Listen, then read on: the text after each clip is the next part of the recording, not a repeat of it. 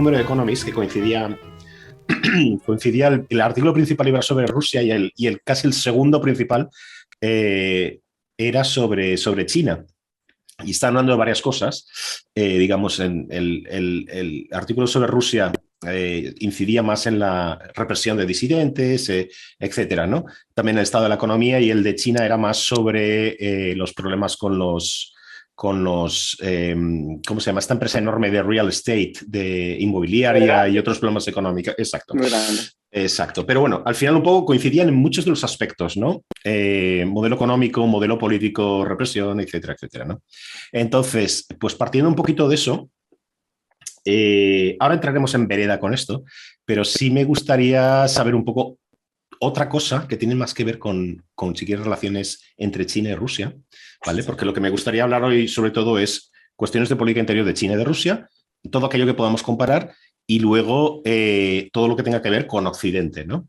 Si estamos en una nueva guerra fría o no, en el fondo, ¿no? Bien, entonces, hace poco también, creo que hace unos meses, hubo un comunicado oficial de China y de Rusia, el que básicamente establecía una cierta alianza, digamos, que tenía que ver sobre todo con lo que está pasando en el mar de China, y en esta alianza se comprometían a, bueno, apoyarse diplomáticamente, no sé si militarmente también, frente a Occidente y frente a Estados Unidos, ¿no? Entonces, ¿cuál, en vuestra opinión, ¿vale? En esta cuestión de las alianzas y las relaciones entre China y Rusia, ¿no? Parece que hay una imagen oficial, somos aliados, nos defendemos mutuamente frente a un enemigo externo, ¿vale? Pero ¿cuál es lo real? O sea, ¿qué une a China, en vuestra opinión, y qué aleja a los dos países en estos momentos? La respuesta más breve sería que para cada uno de ellos, la contraparte es el aliado más potente que puede tener a nivel global. Desde la perspectiva china, que yo conozco más y luego quizá sabía que aporte la complementaria, pero en realidad sí, China durante estos últimos años, que ha tenido una política exterior mucho más asertiva, siempre se usa este adjetivo en prensa, lo que, si tú desgranas por países la relación bilateral, prácticamente no hay potencia con la que no haya tenido conflicto los últimos 3 años. Taiwán, Australia, India, Japón, Corea del Sur, Reino Unido, Estados Unidos, por supuesto. Entonces, en ese entorno tan fragmentario, Rusia es la primera potencia a la que puede turnar, a la que puede volverse para encontrar cierto grado, cierta pretensión de amistosidad. Es que si quitas a Rusia, en real, el primer gran aliado a nivel internacional de China es Pakistán, lo cual, bueno, pues no dice mucho de esas redes de amistad. También la relación histórica de ambos países, eso tiene un componente muy importante. Yo creo que a día de hoy todavía pesa en cómo se configura, pero yo creo que si queréis de eso podemos hablar más adelante.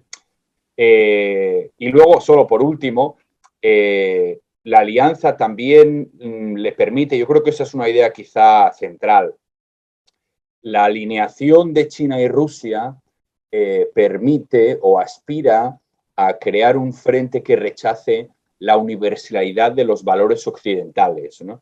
Y es en ese diálogo donde su encuentro se produce de manera más natural. Desde luego que hay una cosa que les une, que es que tienen enfrente un sistema democrático, liberal, que durante tantísimos años ha dado lecciones de democracia y de libertad al mundo entero, y tanto para Rusia como para China, el otro, es decir, para los rusos China y para los chinos Rusia, es la demostración de que puede haber otro sistema que puede ser encarnado por una potencia que es al mismo tiempo respetada a nivel mundial. No necesariamente mediante guerra fría tradicional como la que vimos en el siglo XX, ¿no?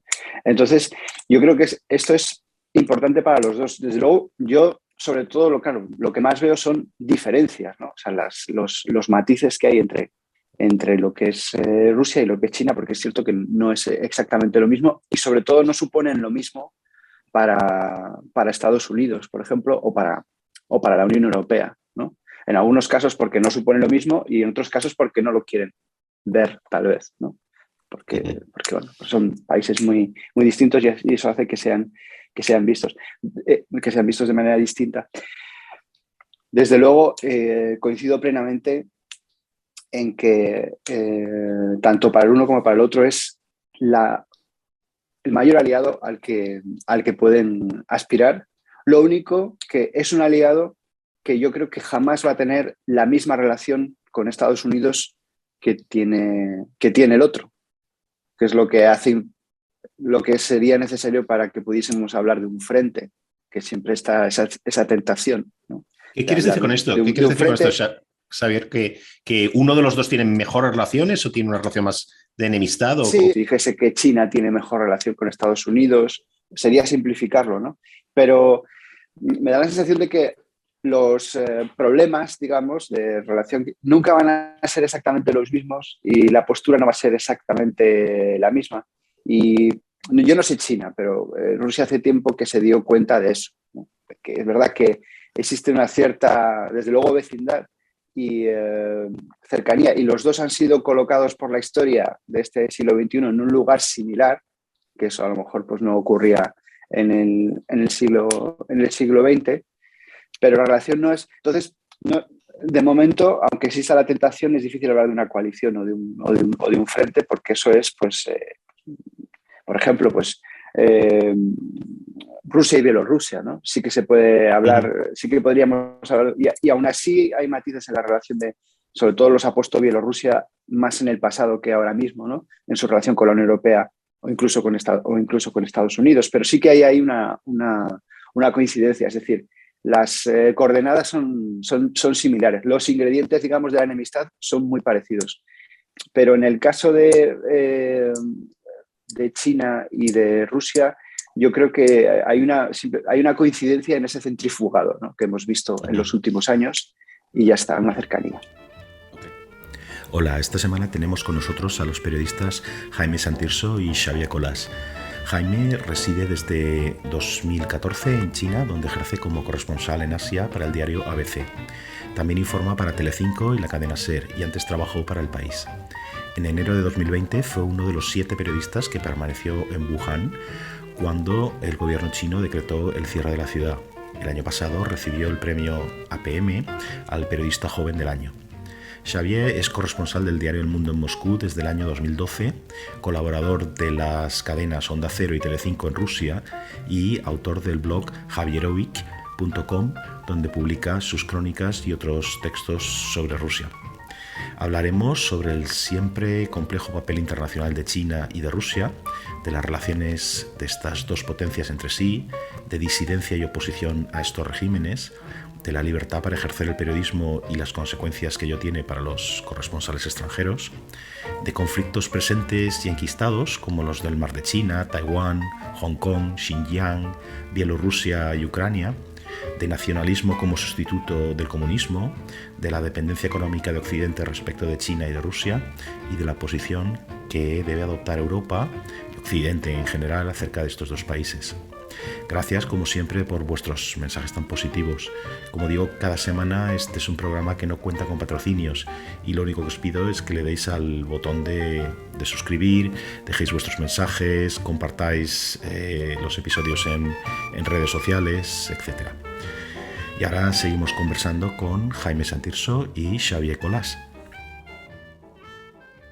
Interesante. Yo creo que es que en efecto, quizá este triángulo de relaciones diplomáticas y estratégicas es el que ha marcado probablemente la segunda mitad del siglo XX, más que cualquier otro, en el sentido de que ha habido un constante pivote que ha provocado cambios que han tenido mucho calado. China y a eso me refería con lo del trasfondo histórico, pero bueno, eso de nuevo lo podemos desempaquetar más tarde si queréis. Pero China, como proyecto político, es inexplicable sin la existencia previa de la Unión Soviética.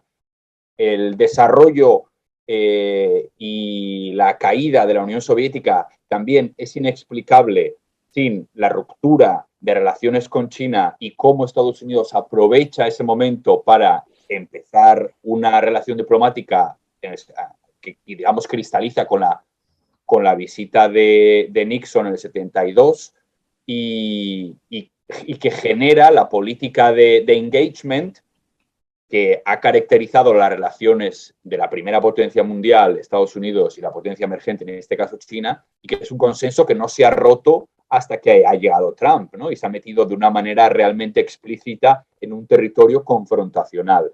Entonces, en ese juego de tres, y que de nuevo eso ha provocado una reevaluación de los lazos entre China y Rusia.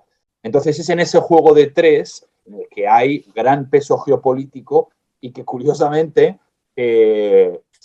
visto con cierta perspectiva, ¿no? Y con ojos simplistas, la pata que ha salido perdiendo ha sido Rusia en todo momento, ¿no? Desde luego, si hablamos de la Rusia actual y de China actual, tenemos que hablar también de disidencia, ¿no? Tenemos que hablar también de gente que se opone al Estado, a la falta de libertades, etcétera, ¿no? Entonces, aquí una pregunta un poco doble, si quieres, pero creo que tiene, digamos, paralelismos interesantes, ¿no? Por un lado, ¿cuál es el estado en Rusia de Alexei Navalny? Xavier, nos puedes contar un poquito, ¿no?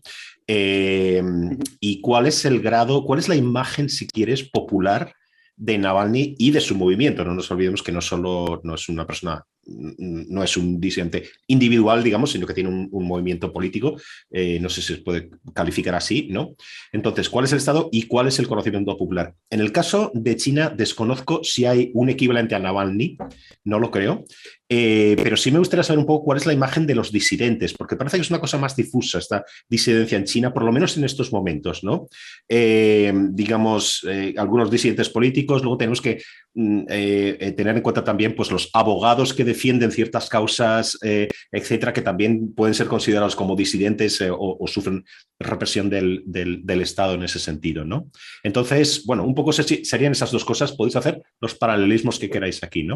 En cuanto a Navalny, por decirlo muy brevemente, ahora mismo está cumpliendo sentencia de más de 2 años. Es un proceso por el que ha sido condenado antiguo, o sea, de una cosa que se produce antes de que él fuese famoso. Es un supuesto caso de apropiación, supuesto de corrupción respecto a una empresa, y es una sentencia un caso por el que ya había sido juzgado, había sido condenado, y de alguna manera el gobierno había decidido que se suspendiese la sentencia. Es decir, la sentencia se va cumpliendo, pero él estaba en libertad. Sentencia suspendida, ¿no? Cumplía la sentencia en la calle. Todo el mundo interpretó en aquel momento que lo que ocurría era que se quería poner una cierta presión sobre Navalny y, de paso, inhabilitarle para que no pudiese optar a cargos públicos, no se pudiese presentar a las elecciones, porque él en efecto había sido condenado. Entonces, como había sido condenado, no podía concurrir a elecciones, pero al mismo tiempo era mejor para las autoridades, o eso interpretamos muchos en aquel momento, porque al no tenerlo en la cárcel no iba a engordar su figura, digamos, no iba a convertirse en una especie de Nelson Mandela rubio, que tampoco le convenía al gobierno, porque al fin y al cabo tampoco era un personaje de la misma talla o con el mismo respaldo que pudiese tener, por ejemplo, pues Nelson Mandela en aquellos años, ¿no? Entonces, eso es lo que todos habíamos interpretado, y todo eso cambia cuando en 2020 Navalny es intoxicado con un veneno que podría haber acabado con su vida. No está claro si realmente había intención de matarlo o solo de dejarlo enfermo y que no se atreviese a volver. Pero el caso es que eso ocurre. El propio Navalny había dicho muchas veces que él era más nocivo muerto que vivo. Entonces, él no tenía miedo hasta entonces de que eso pudiese pasar. Y ya después de eso, todos los acontecimientos se precipitan, porque Navalny se recupera en Alemania y mantiene una postura completamente desafiante hasta el punto de volver en enero, y entonces es cuando se activan las causas contra él y vuelve a la cárcel. Ya la sentencia suspendida deja de ser suspendida, escudándose en unos incumplimientos del régimen de libertad condicional que había cometido mientras estaba en coma, lo cual es un poco de película de Berlanga. Y ahora mismo está cumpliendo eso, pero se van acumulando otros procesos de los más, o sea, de la tipología más dispar, o sea, porque por insultar a un veterano de guerra porque salió en un anuncio a favor de Putin, etcétera, etcétera, por extremismo, etcétera, etcétera. Entonces se ha dado, digamos, varios pasos al frente hasta el punto de empapelar a Navalny y preparar más casos y legalizar su movimiento político, vetar a todas las personas que han colaborado con él, hasta un disidente en la provincia de Kamchatka, en la península de Kamchatka. Incluso esas personas se las ha inhabilitado. Y respecto a la segunda parte de la pregunta, hombre, Navalny, el apoyo que tiene, hay muchísima gente detrás de él, muchísima gente detrás de él. Desde luego es sin duda el líder de la oposición, aunque mucha gente que está detrás de él, que está siguiendo sus investigaciones, exigiendo su libertad, preocupada, siguiendo lo que dice, no es Navalny su hombre, digamos, la persona que ellos quisiesen ver como presidente. Es decir, yo siempre lo explico así. Eso te iba a preguntar, Xavier. O sea, se ve, él es visto popularmente como alguien que en unas circunstancias que hubiera libertad competitiva electoral, digamos, es una persona que la gente estaría detrás de él electoralmente, le daría ese apoyo, o no es ese tipo de figura. Yo en las manifestaciones me encuentro constantemente con gente que están manifestándose por cosas que dice Navalny, han acudido a una manifestación ilegal, por cierto, convocada por Navalny, pero ellos mismos no está Navalny, digamos, el número uno de su lista, sino que van ahí a protestar. Siempre hay una anécdota que se cuenta de la Unión Soviética, que había una persona, creo que era en los años 70, una mujer repartiendo octavillas en la Plaza Roja, y las octavillas estaban en blanco, ¿no? Y las estaba repartiendo. Y cuando la cogieron le dijeron, ¿pero cómo reparte usted? Esto no sé, y encima no hay nada escrito. Y la mujer decía, no hace falta, si lo sabe ya todo el mundo, ¿no? Entonces, esa vuelve a ser un poco la situación en Rusia. Yo siempre lo explico diciendo que no es exactamente, aunque estamos hablando siempre de la oposición, pero no es exactamente una oposición, es una disidencia. La diferencia es que una disidencia se manifiesta, no es un programa político de nosotros queremos un IRPF unificado, no. Se manifiestan por cosas obvias, pidiendo libertad para los presos políticos, transparencia, cosas con las que muchos votantes de Putin también estarían de acuerdo y pueden estarlo dentro de unos años. Es decir, defendiendo lo obvio. Pero este año, por ejemplo, pues hemos visto que defender lo obvio es mucho defender aquí en Rusia. Claro. Jaime. Me ha hecho mucha gracia la anécdota de la Plaza Roja. Además, eso curiosamente empezó a pasar en Hong Kong también el año pasado, lo cual es muy significativo cuando la gente va a protestar con folios en blanco. Me interesa mucho oír a Xavier hablar de Navalny, porque es un caso que yo he seguido mucho y con mucho interés, me parece fascinante. Y yo creo que también ilustra las diferencias entre ambos países que son obvias, ¿no? O sea, pues Xavier habla de disidencia, oposición, manifestaciones, y aquí pues todo eso no existe, ¿no? O sea, yo estoy tentado de decirte que la disidencia no existe, lo cual sería en parte una exageración, ¿no? La disidencia existe, pero es muy, muy, muy, muy minoritaria y es, políticamente absolutamente irrelevante, ¿no? Y es que además la masa social, iba a decir apoya, pero no apoya, pero convive con el régimen, ¿no? También porque después de 70 años de República Popular, 72, no hay alternativa, ¿no? Y el gobierno y el partido se ha convencido, se ha asegurado durante estos años de que no la hubiera, ¿no? Entonces, pensar en cualquier alternativa es un ejercicio, bueno, de ciencia ficción. De hecho, en realidad, si habláramos de los escenarios futuros posibles para el régimen y su arquitectura política, en realidad, una situación como la que tiene Rusia en la actualidad sería prácticamente el escenario ideal, ¿no? dentro de todo lo que sería realista, ¿no? Pues a 3 décadas vista, quizá. Un sistema imperfecto, una mascarada de democracia en la que la gente vota, hay otros partidos, pero al final siempre manda el mismo, ¿no? Eso sería como el escenario ideal dentro de los que son mínimamente factibles. Lo cual, de nuevo, subraya la diferencia entre ambos países. Perdona, Jaime, dime. ¿Extenderías esto de que no hay oposición? ¿Lo extenderías también a Hong Kong? Porque hasta relativamente hace poco, quizá un año y medio o algo así, una oposición fortísima en Hong Kong, evidentemente, a lomos de su tradición no democrática, porque formalmente Hong Kong nunca ha sido una democracia, pero sí de un Estado de derecho, de alguna forma, ¿no? Algo incrustado ahí con una tradición pues muy casi de liberal, ¿no? Occidental, ¿no? Entonces, sí. ¿Cuál es el estado actual de la disidencia allí? Pues mira, ese también es un tema en el que he seguido mucho, del que he informado mucho, del que me interesa mucho y que a mí casi me impacta, ¿no?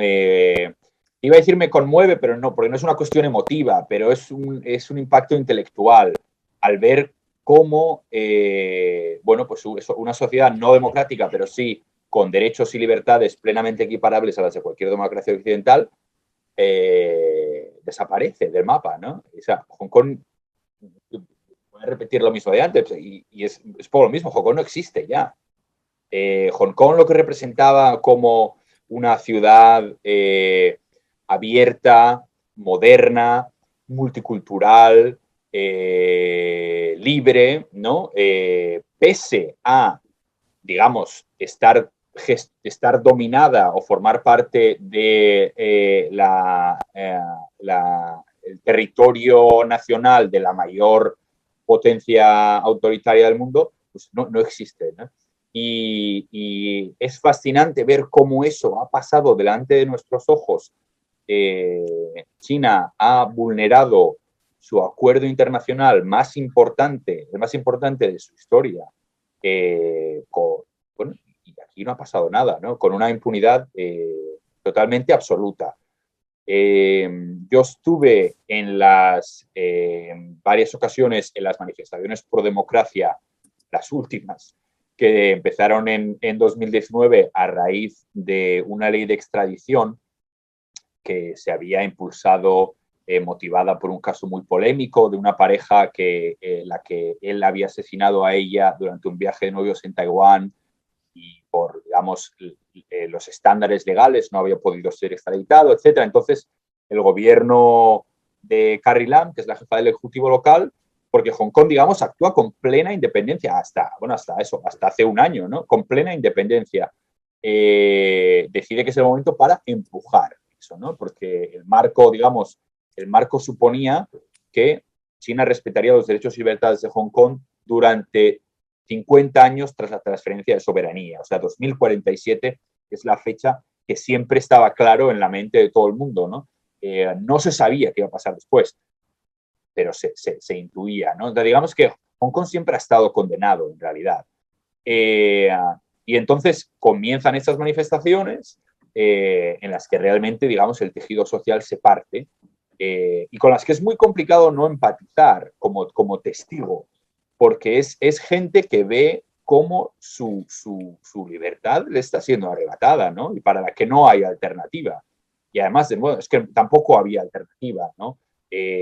Los intentos por erosionar la autonomía de Hong Kong han sido constantes prácticamente desde que sucedió la soberanía, y si no se ha acelerado más ha sido por la defensa de los ciudadanos que siempre han salido a las calles a protestar, como sucedió con la Revolución de los Paraguas, como sucedió con con la Ley de Educación Nacional, etc.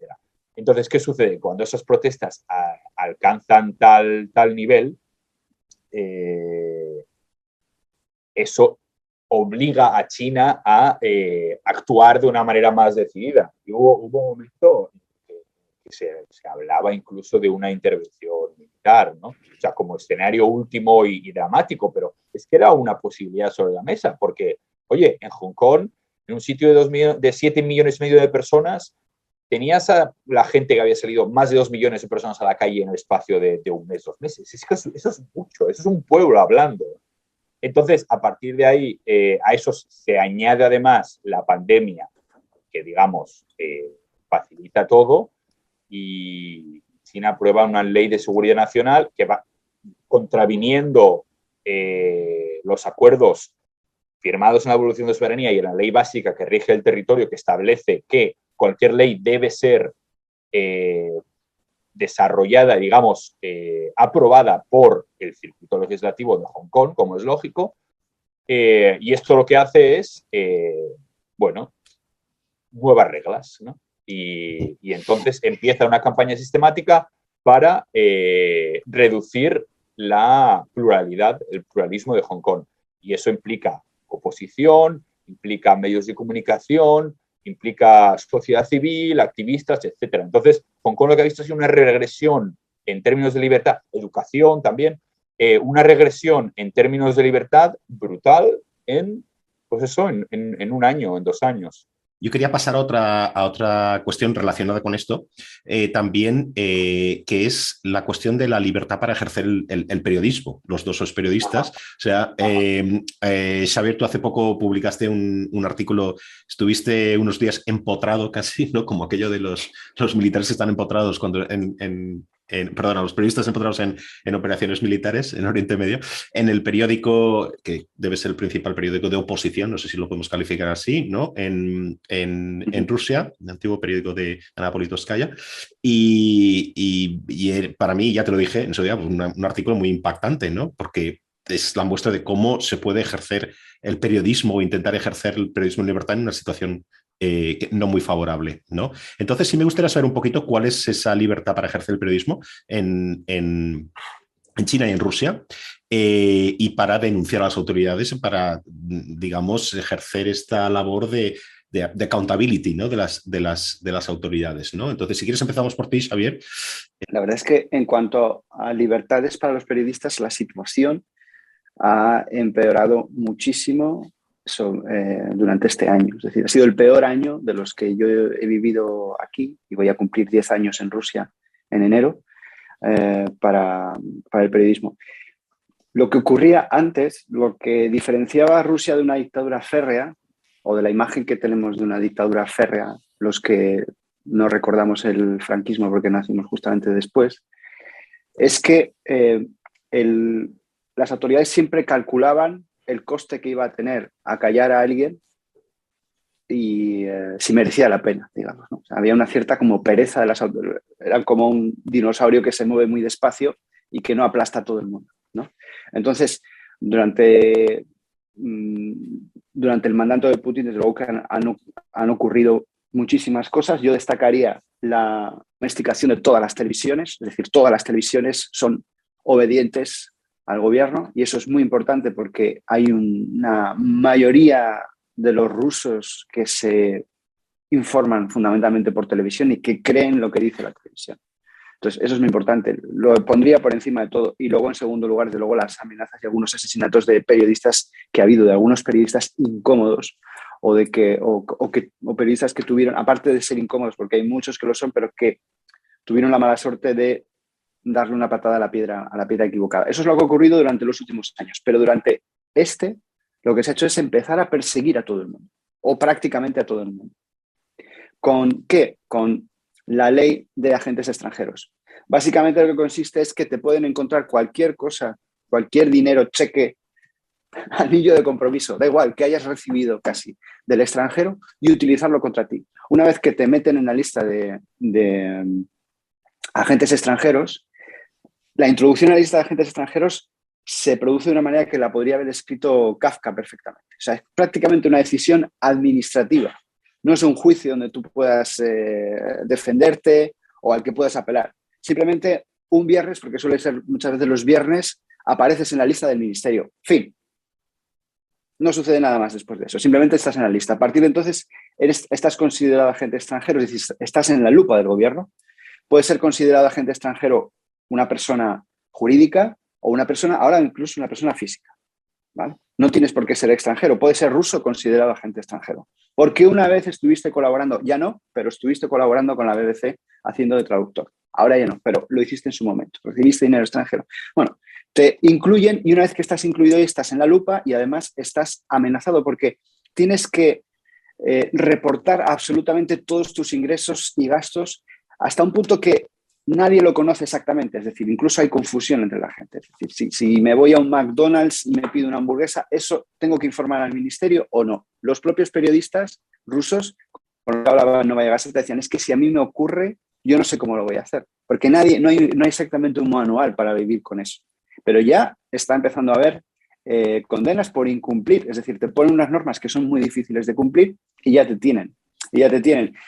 Y si eres un medio, por ejemplo, ha habido algunos casos de algún medio que era un medio que había, el medio The Times, por explicarlo rápidamente, era un medio que se había cambiado la titularidad, provenía de un medio anterior donde se había hecho, digamos, una OPA hostil impulsada por el Estado, para explicarlo así rápidamente, ¿no? Para quitar al propietario y convertirlo en un medio menos crítico todavía, que tampoco era un medio ultracrítico, ¿no? Entonces, los periodistas que se van de ese medio dicen, vamos a montar nosotros el nuestro, ¿no? Montan uno por su cuenta, de manera así bastante indie, que diríamos, y entonces cuando caen en la lista. Y así han matado a ese medio que acaba de empezar no ha podido sobrevivir porque le encontraron dinero que había venido de fuera, etcétera, etcétera. Entonces, esa es la situación ahora. Contra todos los medios que importunaban al gobierno y que hasta entonces habían sido contenidos, digamos, de una manera mucho más sutil. Pues a la televisión Dost,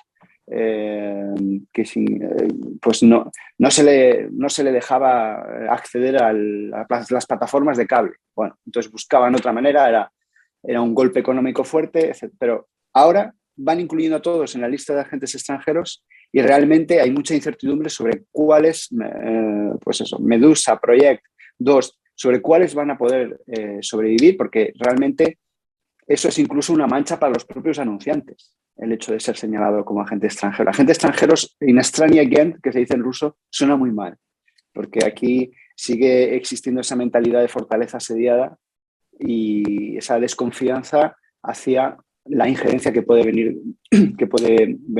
de fuera. Así que hay mucha preocupación por culpa de unas líneas rojas borrosas que el propio Estado está interesado en que no se vean ni se entiendan bien. Yo, sin pretender suplantar tu papel, tenía mucho interés en preguntarle a Xavier si dale. Digamos, ese empeoramiento general de la situación también ha afectado a los corresponsales extranjeros como él. Bueno, indirectamente todo afecta, porque sabemos que somos los siguientes, aunque no sabemos exactamente cuántos hay delante de nosotros en la cola, ¿no? El caso de Novaya Gazeta es interesante porque, a diferencia de los otros medios de los que he hablado, que se han declarado agentes extranjeros, Novaya Gazeta todavía no. Y Novaya Gazeta es un medio que es muy duro con el gobierno, es el único medio crítico que tiene edición en papel, o sea que es un periódico convencional, con edición en papel y en internet. Digamos, es un transatlántico comparado con otras webs que están muy bien, pero son más pequeñas, bueno, no son periódicos al uso, ¿no? Pero es un medio que al mismo tiempo sí que mantiene una relación con el Kremlin. Es decir, el director del medio conoce a Putin y Putin conoce al director del medio. Y ahí está un cierto compromiso en muy pocas cosas, pero en algunas sí. Es decir, no hablan de la vida privada de los políticos, no hablan de la supuesta hija secreta de Vladimir Putin. El director del medio alguna vez ha conseguido que el gobierno colabore en algún proyecto solidario impulsado por el propio periódico, ¿no? Entonces es contemplado muchas veces como el penúltimo muro de contención que cuando le toque a ese medio, es decir, cuando vaya a la cárcel alguien que ha comido con el propio presidente, Entonces es cuando se supone que los corresponsales vamos detrás. Todo lo que dice Xavier, pues que todo aquí que no hay de eso. Y podría limitar mi participación a reaccionar así, ¿no? La prensa libre, en la concepción con independencia editorial, la concepción que tenemos en cualquier país occidental, en efecto no hay, ¿no? Yo creo que este es un buen ejemplo de, digamos, se habla mucho de las diferencias culturales, etcétera, y cómo pues vivir en un país con ese tipo de marco político, cómo eso influencia la interpretación de algunos conceptos básicos, ¿no? Y yo creo que en el caso del periodismo es bastante claro, por ejemplo, es uno que se presta a esta explicación de una manera bastante evidente. Porque aquí yo realmente creo que la labor de los medios de comunicación no se entiende. O se entiende de otra manera, ¿no? Aquí los medios de comunicación se entiende como herramientas de comunicación al servicio del poder, propaganda, ¿no? Y eso es, digamos, lo que hay. Yo, de hecho, cuando tengo conversaciones con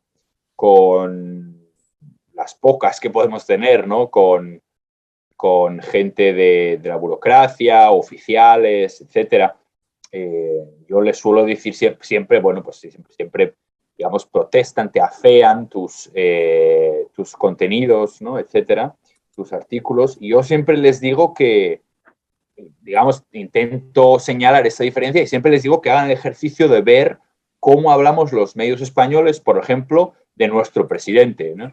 O de nuestro gobierno, para que vean si les parece distinto o no, ¿no? Claro, eso es incomprensible. Y esa diferencia de marcos afecta también a cómo se perciben los corresponsales aquí.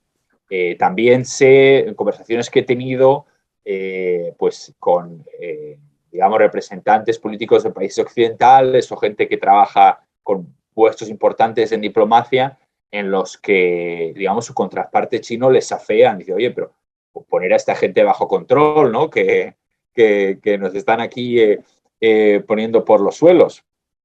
Y entonces, en parte de la confrontación abierta, explícita, que ha habido en los últimos años entre la administración Trump y la administración Xi, que, digamos, es como una colisión de liderazgos excepcionales, pues gran parte eso se ha visto en cómo China ha tratado a los periodistas aquí extranjeros, ¿no? De hecho, el año pasado, 2020, fue el año que más periodistas extranjeros se expulsaron desde las postrimerías de Tiananmen, lo cual, de nuevo, yo creo que también es muy sintomático de cómo han empeorado las cosas. Uno de las primeras consecuencias de la Perdón, reunión... ¿y cuántos se ha expulsado más o menos? ¿De qué cifra estamos hablando? Pero creo que debemos estar hablando creo que son como 15, más o menos. Creo que ayer expulsaron a la corresponsal de Economist en Hong Kong. Exacto. Sí, aquí hemos tenido, yo no lo he mencionado, pero hemos tenido también algunas expulsiones de periodistas extranjeros. Por eso, según estabas hablando, estaba recordando que, claro, es algo que yo lo doy por hecho que todo el mundo lo sabe, pero también que mi respuesta estaba un poco incompleta. Hemos tenido también algunas expulsiones de, por ejemplo, una de las corresponsales de la BBC y un corresponsal holandés. Dicho queda. Y entonces, por concluir esto, entonces, digamos, uno de los primeros efectos de la reunión telemática de Biden y de Xi el otro día fue, digamos, facilitar el proceso de visados para los periodistas aquí, pero que de nuevo jugamos con un marco que está torcido. Los ciudadanos chinos que trabajan con visados de periodista en Estados Unidos, en medios, no son periodistas en la concepción occidental. Son comunicadores, si queremos decirlo suave, ¿no? Entonces, claro, en el equiparar el golpe por golpe no tiene mucho sentido.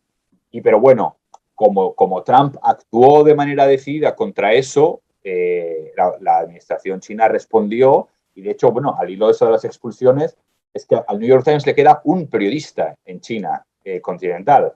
Han expulsado a los periodistas de New York Times, periodistas de Wall Street Journal, periodistas de otro gran medio, no recuerdo, más todos los visados que no se han concedido en los últimos años. Pero bueno, me he puesto a hablar de los periodistas internacionales cuando en realidad yo quería hablar más de la situación doméstica, por darlo en dos brochazos.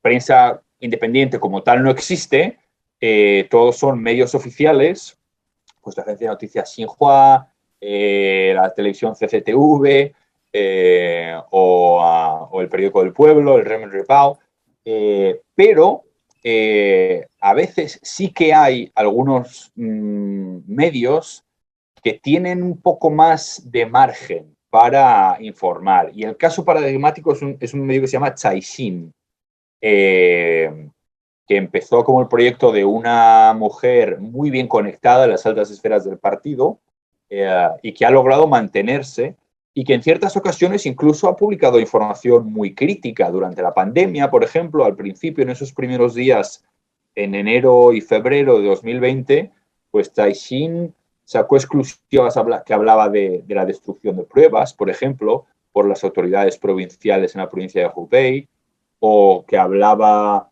de la falsificación de las cifras de mortalidad también. De hecho, fue una exclusiva que tuvo mucho eco, porque ellos habían dado una cifra que no recuerdo, pero que parecía a priori muy, muy chocante, a partir de las urnas que se habían dado los familiares donde se había incinerado a los fallecidos, ¿no?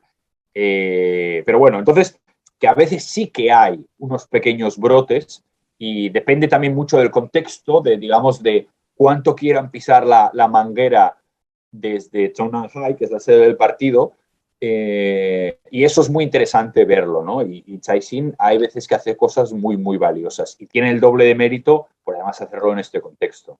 Estas, digamos, llamémoslo rendijas, ¿no? Estas rendijas de libertad que pueden ser tapadas en cualquier momento y todo esto, ¿no? Pero por lo que estabais hablando, esto tiene después, a ver, ¿cómo llega al final?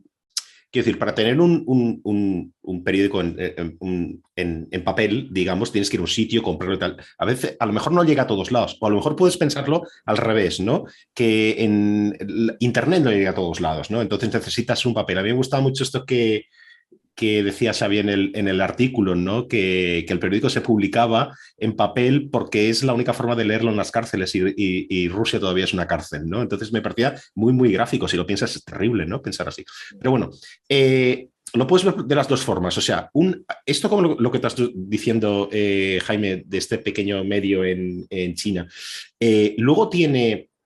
digamos, una noticia como esta, como lo que estabas diciendo de las cifras de la pandemia, etcétera, ¿tiene luego un rebote en redes, digamos, en Internet para que se extienda a todo el país? Digamos, estoy pensando en Weibo y estas redes de consumo masivo en Internet, o esto cuando llega a Internet se corta, por decirlo así, para contener un poco y que no se extienda. Y en el caso de Rusia, pues un poco lo mismo. Yo no sé cuál es la extensión del uso de Internet. Quizás las pautas de consumo o las pautas de utilización de redes y etcétera son totalmente distintas, ¿no? Entonces, ¿cómo juega un poquito esto en el sentido de utilización de Internet versus el papel o los medios más tradicionales y extensión de las noticias que lleguen a todos los rincones o no?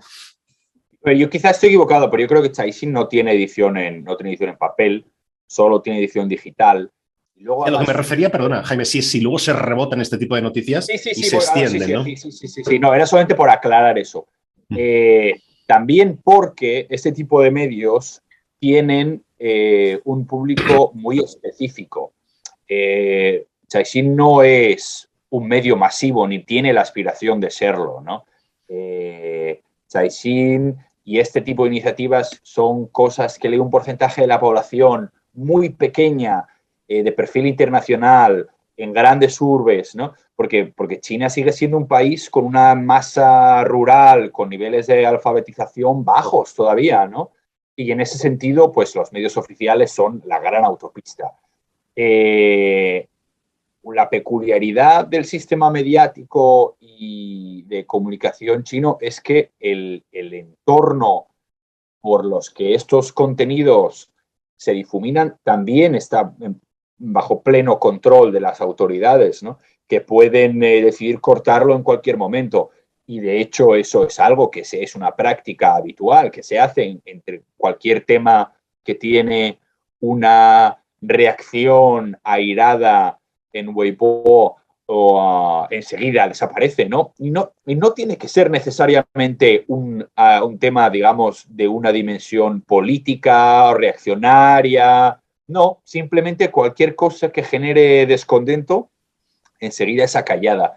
Mira, una de las últimas ocasiones en las que esto se vio de manera más palpable fue cuando falleció el médico Li Wenliang, que fue, para los que no lo sepan, fue este médico que alertó a finales de diciembre de 2019 que la neumonía que había en los primeros casos de una neumonía extraña que había en Wuhan, él pensaba que era causado por un virus y avisó, digamos, a su círculo inmediato y fue obligado a retractarse por ello. Luego lo contagió y falleció, ¿no? Pues este hombre se murió y de hecho, bueno, pues las autoridades enseguida trataron de mantenerlo con vida, postergaron la confirmación de su muerte unas horas después para gestionar esa oleada que se creó de protesta que se creó en redes, pero a lo que iba, aun cuando sucede, son fenómenos completamente fragmentarios, porque no hay ningún tipo de tejido social. Entonces, pues al final, cuando es algo así, pues es una persona que escribe algo delante de su ordenador enfadada y como él, pues 10 millones más y ya está. Pero digamos que no tiene fuerza motriz, ¿no? Y entonces eso es como una ola en un estanque, ¿no? Siempre está controlado.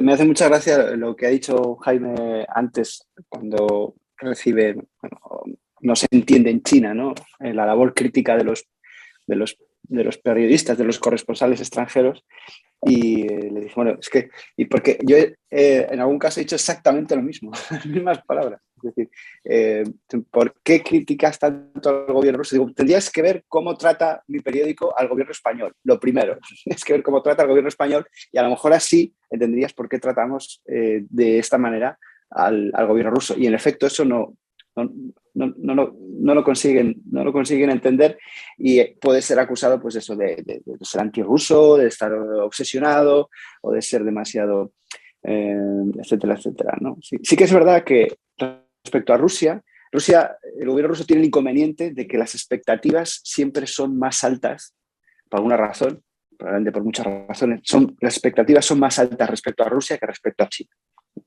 Y probablemente muchas veces hay un componente racial ahí. Simplemente muchas veces la propia apariencia de la gente es la que hace que esas expectativas sean distintas y que haya, digamos, esa resistencia a aceptar que Rusia ha sido y va a ser durante bastante tiempo un Estado que oprime a las ideas distintas o a las ideas que cuestionan el gobierno, porque lo que se percibe es que, bueno, pues que son al fin y al cabo unos europeos, los rusos de Europa del Este, no son tan distintos a nosotros, al menos no lo aparentan, ¿no? Digo por mucha gente que no conoce Rusia o que lo conoce poco. Pero luego, al fin y al cabo, el país arrastra unas hipotecas, igual que las arrastra China, que hacen muy difícil que a corto plazo pueda existir un ecosistema de contrapesos y libertades como el que tenemos de momento en Europa o en Norteamérica.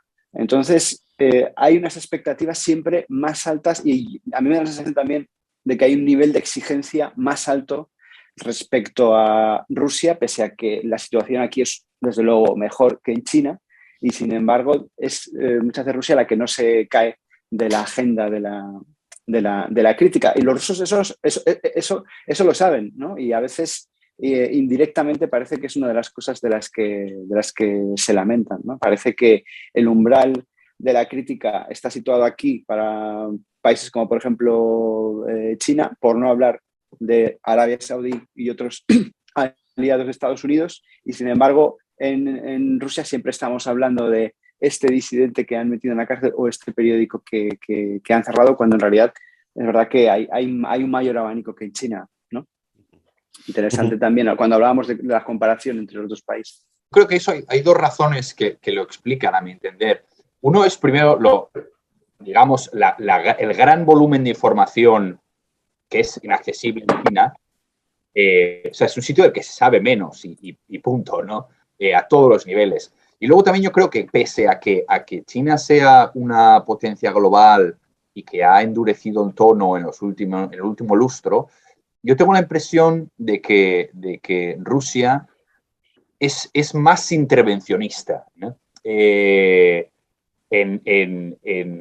En materia internacional, ¿no? Tiene digamos, pues, un rol más destacado en Siria, un rol más destacado pues, ¿no? Con ataques cibernéticos, etc. Entonces yo creo que eso explica parte de por qué quizá la crítica, no sé, es una opinión en bruto, porque quizá la crítica sea más habitual con respecto a Rusia que a China, ¿no? Sí, China ha estado desaparecida en el escenario internacional durante años antes, digamos. Ahora es cuando ha entrado en el escenario, digo, en el escenario de ser tenida en cuenta. Pues, por ejemplo, estos días se hablaba, ¿no? En el nuevo escenario que se abre tras la llegada de los talibanes al poder de nuevo en Afganistán, pues a la hora de, como actor de la seguridad en Asia Central, pues ahora sí que China sí que está la gente pendiente del papel que va a tener, ¿no? Y el papel que va a tener Rusia, esa competencia que puede haber ahí. Probablemente pues eso hace unas décadas pues no era así. Sin embargo, hace unas décadas sí que estaba Rusia o su versión anterior, la Unión Soviética, en el centro de la batalla, centro de las notas como contrapeso mundial a Estados Unidos, ¿no? Otra idea que podemos traer aquí, que asociamos también a Rusia y China desde una perspectiva internacional, si quieres, que son los conflictos, ¿no? En un caso son conflictos muy presentes, ¿no? En otro caso es esto que se suele decir de conflictos olvidados, que a mí me parece que la expresión sería mejor si nos refirimos a ellos como conflictos enquistados, ¿no?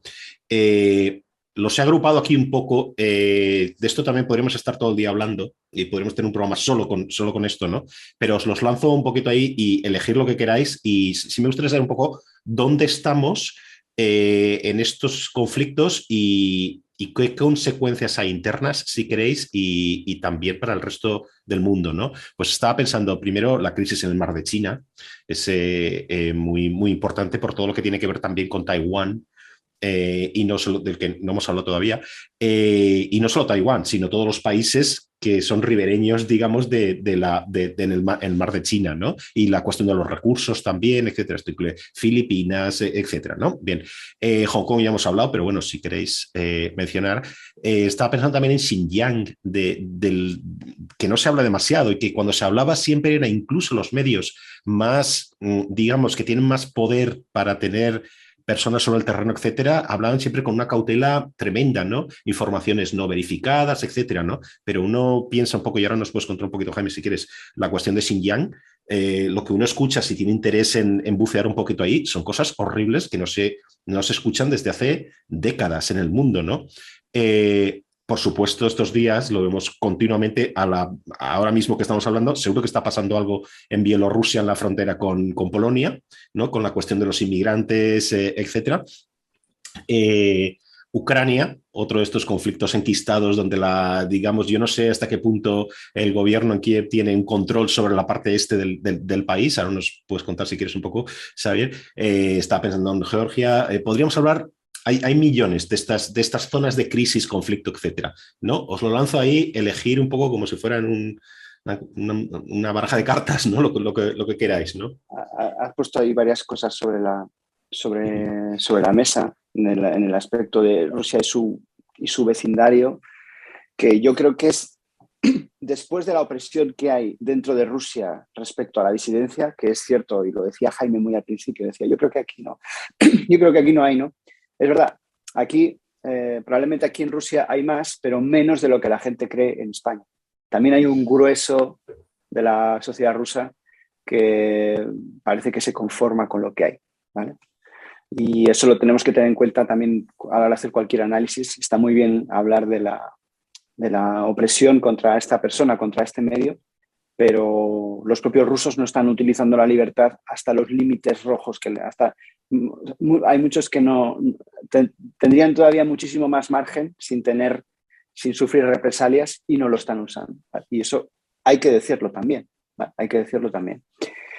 Pero después de eso, desde luego es el aspecto más controvertido, ¿no? Para Rusia, cómo existen la represión de las libertades contra el que protesta. El que no protesta aquí tiene muchísimas libertades de viajar, publicar, moverse, leer, ver, prácticamente todo, ¿no? Pero en segundo lugar pondría precisamente eso que has mencionado un poco por encima. El vecindario de Rusia también está amenazado y es una amenaza real, sobre todo después de que hayamos visto lo que ocurrió en Georgia, aunque entonces en 2008 casi nadie lo asumió ni hizo caso, pero ya después en 2014 con Ucrania, ¿no? Y creo que ese es el segundo gran tema, más importante que la supuesta injerencia rusa en 200.000 sitios, ¿no? Desde las elecciones norteamericanas, el Brexit, el procés en España. Creo que antes está más claro y es más acuciante pues lo que está ocurriendo, por ejemplo, ahora mismo en Bielorrusia, que hay una persecución brutal respaldada por el Kremlin, que ejerce realmente de padrino de un régimen criminal como es el de Alexander Lukashenko, o en Ucrania, donde desde luego Kiev ha perdido el control hace tiempo de esa parte, esa mitad de la región de Donetsk, mitad de la región de Lugansk, que sigue en manos de los separatistas, que no tienen, desde luego, no tendrían en ningún caso ninguna posibilidad de imponerse ni siquiera a un ejército depauperado como el ejército ucraniano. Pero el gran contrapeso es que Rusia está siempre lista al otro lado de la frontera, con lo cual Kiev sabe que no tiene ningún sentido contar cuántos tanques tienen los separatistas, que es la fase inicial de cualquier guerra, ¿no? Saber cuántos efectos, porque al final muchas veces son matemáticas, ¿no? Sobre todo antes de la batalla, saber cuántos son, ¿no? ¿Cuántos son? Esa pregunta se lleva haciendo desde antes de los persas, ¿no? La primera pregunta, ¿cuántos son? ¿Cuántos somos nosotros y cuántos son? Pero en este caso no funciona porque da igual cuántos sean, porque lo que va a importar al final es cuántos somos nosotros, es decir, cuántos ucranianos van a luchar, y se verá empatado por unos misteriosos soldados sin insignia que aparecerán desde el este, con lo cual da igual. El número la cantidad de armas que se quiera dar a Ucrania, el alistamiento forzoso que quiera poner en marcha el gobierno de Kiev, incluso si viniesen, no importa. Y por eso la situación está, como tú decías, enquistada, porque ni siquiera Kiev se quiere atrever a meter mano y a reabrir ese peligroso asunto que sigue generando muertos cada semana prácticamente, o cada mes, a un lado y al otro de la extraña frontera. Que yo destacaría esos dos casos, el de Bielorrusia y el de Ucrania, que desgraciadamente no está en la lista de las prioridades ni del anterior presidente de Estados Unidos ni del actual. Y bueno, la Unión Europea sabemos que deeply concerned, pero bueno, el futuro no está nada claro. Ha dicho Xavi una cosa muy interesante sobre la vida de la población aquí. Me parece que le voy a recoger el guante y voy a contar, digamos, trazar el paralelismo, ¿no? El modelo chino intercambia libertad individual por prosperidad económica.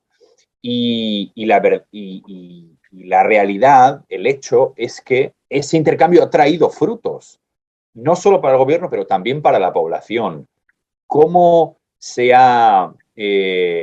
ha explotado la riqueza, no solo en los ámbitos más privilegiados, pero en una amplia capa de clase media? Eso es una realidad, ¿no?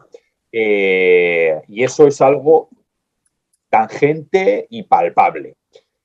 Yo estaba, por ejemplo, recuerdo cuando estuve este verano en la plaza de Tiananmen durante la celebración del aniversario del partido. Y a mí me impactó la energía que había allí, la pasión de la gente, ¿no? O sea, eso era un pueblo que realmente cree que tiene una cita con la historia, que después de un siglo de humillación, empezó para ellos un tiempo nuevo con la llegada al poder del partido en el 49, que esa es digamos, la narrativa histórica, pero que tiene un componente de verdad. Entonces yo creo que es interesante pensar que incluso, o sea, poniéndose en la piel de un ciudadano chino, es muy complicado ser crítico con el partido, porque la realidad es que el gobierno del partido, a ti como ciudadano, ha tenido repercusiones económicas. Y a ti, oye, a ti si no hablas de política, si no te metes en fregados, esto como Franco, te va a ir muy bien, porque es una sociedad próspera y que crece. Entonces, luego, sobre el tema de los conflictos, hablábamos antes del intervencionismo ruso, etcétera. Yo creo que la paleta, ¿no? Que mencionas es muy representativa de esta idea, ¿no? O sea, China ya sabéis que tiene el principio de no interferencia en asuntos ajenos por bandera, lo ha tenido durante décadas, y eso, digamos, es tanto un escudo como una lanza también para atacar ante las críticas de instituciones internacionales y otros países con respecto a lo que sucede dentro de sus fronteras, ¿no? Y la realidad es que cuando hablamos de esos escenarios, o sea, China no tiene intereses en juego ni una presencia en Marruecos o en Venezuela, ¿no? O sea, tiene presencia económica, pero no, pero digamos que sus tentáculos no están allí, ¿no? Están centrados en el proyecto de la China, de la gran China con la que ha soñado el partido y con el convencimiento de Xi Jinping de creerse el hombre destinado a hacer eso una realidad, ¿no? En ese sentido, la unidad política es un valor, la integridad territorial es un valor político, es un ideal político primordial. De ahí lo que ha sucedido con Hong Kong y de ahí que Taiwán vuelva a ser una cuestión ardiente, ¿no? Quizá pues, el punto más frágil de la geopolítica global. O sea, la posición básica, yo creo que más o menos la sabe todo el mundo. China considera Taiwán una provincia rebelde y nunca ha renunciado a la incorporación por la fuerza. Curiosamente, en esa campaña su gran aliado es el Partido Nacionalista, el Kuomintang, con el que perdió la guerra, al que venció en la guerra civil, porque los dos son los únicos que usan un marco, que es el marco de que Taiwán y China son una misma cosa. Esto es muy irónico, pero es una realidad. Lo que pasa es que para el Partido Comunista toda la gran China es la República Popular, mientras que para el Kuomintang toda la gran China es la República de China.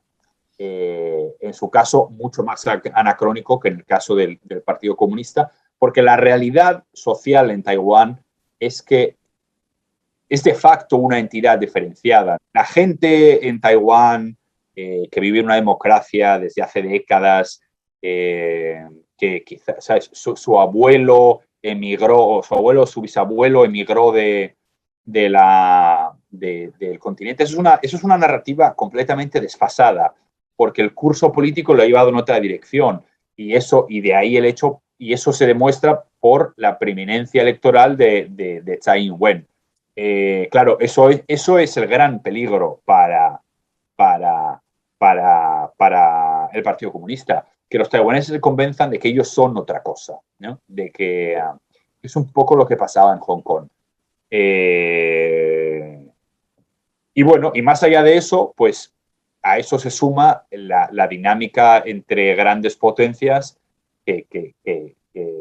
bueno, pues la clásica trampa de Tucídides, que si se rompe por algún lado, pues parece que se romperá por Taiwán, por desgracia para los taiwaneses. Entonces, de ahí que sea la gran incógnita, ¿no? Eso está muy vinculado también con la presencia militar en el mar del sur de China. La línea y la militarización de los islotes, algo que Xi Jinping en una conversación privada con Obama se comprometió a no hacer y negó estar haciendo, ¿no? Y lo que lleva a dibujar ese mapa de la línea discontinua de 9 puntos, que cualquiera que lo vea, yo invito a las personas que nos estén escuchando que vayan a Google, pongan el mapa y lo vean, porque es a todas luces inaceptable para Vietnam, y para Filipinas, sobre todo, que es el país que ha sido más beligerante con este tema. De hecho, llevó la causa a la Corte de Arbitraje Internacional y eso falló en favor de Filipinas. Pero bueno, pero de nuevo, ¿no? La peculiaridad de China, pues aquí no sé qué me dice usted. Y luego, el tema de Xinjiang, quizá por tocarlo muy, muy brevemente. Bueno, o sea, que el caso de la Corte yo creo que es sintomático porque refleja, digamos, cómo China rechaza la universalidad de esos valores y de esas normas también, ¿no? Y busca una dialéctica, digamos, entre bloques, que es algo que el apoyo de China, de Rusia, es útil. Xinjiang, muy brevemente, Xinjiang en un minuto. Vale. Xinjiang es fundamentalmente una campaña contra el Islam. No es una campaña contra los uigures, etcétera. Es una campaña contra el Islam como argamasa identitaria, digamos, ¿no? El partido no desea que haya ningún otro herramienta de agrupación, pues eso, identitaria, que no sea más que el hecho de ser ciudadano chino sometido o liderado por el partido. Y en ese sentido, el Islam tiene mucho poder desestabilizador. Bueno, es que hay un paralelismo con Dune, la película, que es bastante útil, pero bueno, no lo voy a decir. El que haya visto la película se lo imaginará. Puedes hacer spoiler, ¿eh? Puedes hacer todo el spoiler que quieras. No, porque luego me voy a alargar más de lo que querría. Y luego además tampoco lo tengo muy bien pulido. Pero bueno, en fin. Entonces, digamos, esa campaña a la que se suma una historia territorial complicada, ha habido, digamos, Xinjiang no ha formado parte de la unidad histórica de China, ¿no? De hecho, cuando China declara la República en 1920, Xinjiang es uno de los territorios que trata de independizarse, que no lo consigue por la intervención militar, a diferencia, por ejemplo, de Mongolia, que sí lo consigue, ¿no? Entonces, esta presencia ha generado mucho rechazo, incluso cuando era, digamos, más o menos más suave, es decir, o sea, en Xinjiang ha habido terrorismo, ¿no? Atentados digamos, en grandes espacios, etcétera. Y entonces, desde la óptica china, la actuación en Xinjiang es una campaña de antiterrorismo, fundamentalmente, desde la óptica china.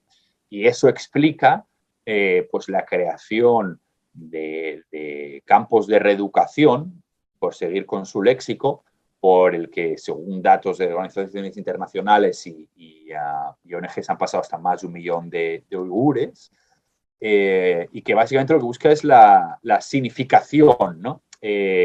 La unidad, la homogeneidad identitaria.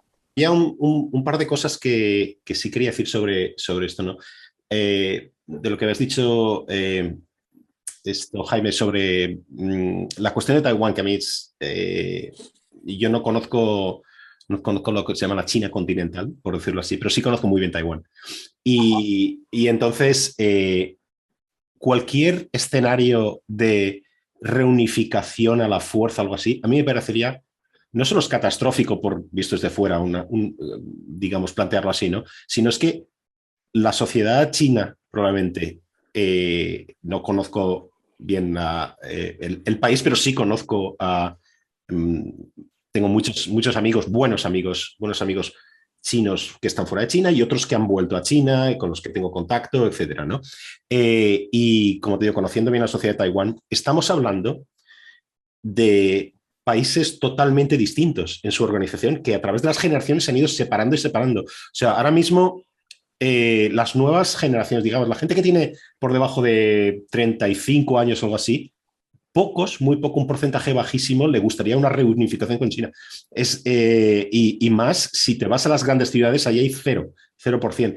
Y es normal hasta cierto punto, porque desde Taiwán se ve China como un país distinto y como una sociedad ajena, digamos. O sea, estas ideas de reunificación, de One China Policy y toda esta historia, es lo más ajeno del mundo en Taiwán. Es que, además, uno se puede plantar en mitad de Taipei y a poco que conozca un poco la zona, puedes observar a la gente que se sienta en un café y puedes saber en 5 minutos quién es taiwanés, quién viene de Hong Kong y quién viene de China, de China, ¿no? Porque la forma de vestir, la forma de expresarse, el body language que se llama, ¿no? La forma de interactuar, etcétera, son completamente distintos. Es muy fácil reconocerlos, ¿no? Pese a que, digamos, étnicamente o sus rasgos fisiológicos son idénticos, ¿no? Esto es un ejercicio muy, muy, muy sencillo de hacer, ¿no? Es que son sociedades completamente distintas, ¿no? Claro, eso pasa también en Hong Kong. Aunque, digamos, el contexto político es distinto, porque China tenía un control efectivo sobre Hong Kong que sobre Taiwán no tiene, y quizá también es la diferencia con la última gran alteración del mapa geográfico global, que fue Crimea. Y por eso también está bien que esté Xavi aquí para comentar ese ejemplo, ¿no? En Taiwán sería completamente hostil, ¿no?